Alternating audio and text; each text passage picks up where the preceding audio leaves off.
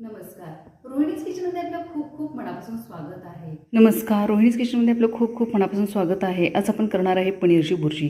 So मी इथे 200 gram paneer घेतलेलं आहे आणि मी ते किसून घेतलेलं आहे.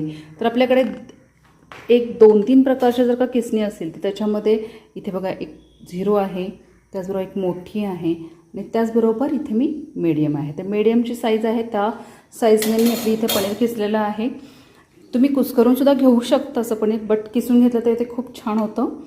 त्याचबरोबर मी इथे 2 कांदे बारीक चिरून घेतलेले आहे, एकच टोमॅटो बारीक चिरून घेतलेला आहे, हिरवी मिरची 2 घेतलेली आहे, आवडीनुसार 1 घेऊ शकता. आता पाहू शकता आपण की हिंग, हळद, धने जिरे पावडर, गरम मसाला, लाल तिखट, म्हणजे लाल तिखटमध्ये काश्मीरी मिरची नाही, कांदा लसूण तिखट घेतलेला आहे. त्याचबरोबर चवीसाठी साखर घेतलेली आहे, त्याचबरोबर चवीपुरतं मीठ घेतलेलं आहे.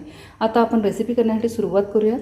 एक कढई घेतलेली आहे. कढई गरम झाल्यानंतर मी त्याच्यामध्ये 2 पळी तेल सोडत आहे, म्हणजे 2 चमचे. हे असे 2 चमचे मी ह्याच्यामध्ये तेल सोडलेलं आहे. तर आपण इथे थोडंसं जिरं घालून घेणार आहे फोडणीसाठी. फक्त तेल गरम झालं आहे पाण्यासाठी. त्याचबरोबर जी हिरवी मिरची चिरलेली आहे ती आपण ॲड करणार आहे. कांदा जो घेतलेला आहे तो ॲड करायचा आहे. कांदा आपण थोडासा परतून घ्यायचा आहे. कांदा थोडासा परतून झालेला आहे तेलामध्ये.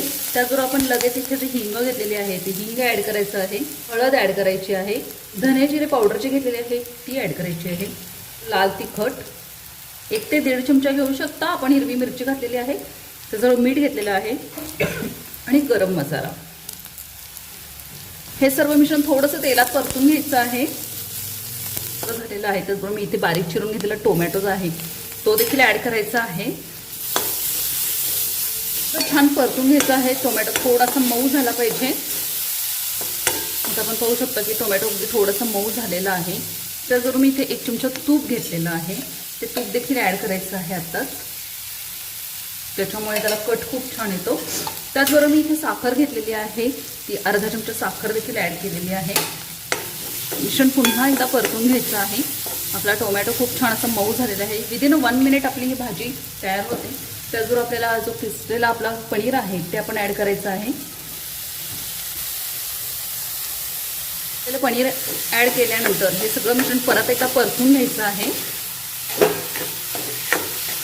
पुन्हा हे सगळा जो मसाला आहे तो पनीरमध्ये ॲड होतो किंवा मिक्स होतो, खूप छान मिक्स होतो.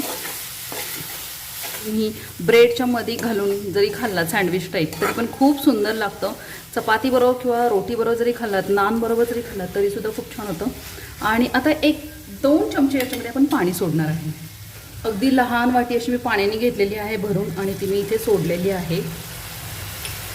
खूप सुंदर झालेलं आहे. हिरवी मिरची त्याच्यामुळे त्याला तिखटपणा खूप सुंदर येतो. तर अगदी खूप अशी छान रेसिपी ही आहे.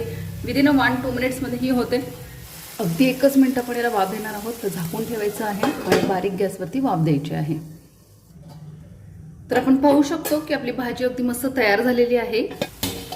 सो यम्मी अशी आपली मस्त पनीर भुर्जी तयार झालेली आहे.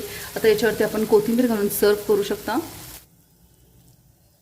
अगदी मस्त अशी आपली पनीर भुर्जी तयार झालेली आहे. रेसिपी आवडली असल्यास लाईक, शेअर आणि सबस्क्राईब नक्की करा. थँक्यू.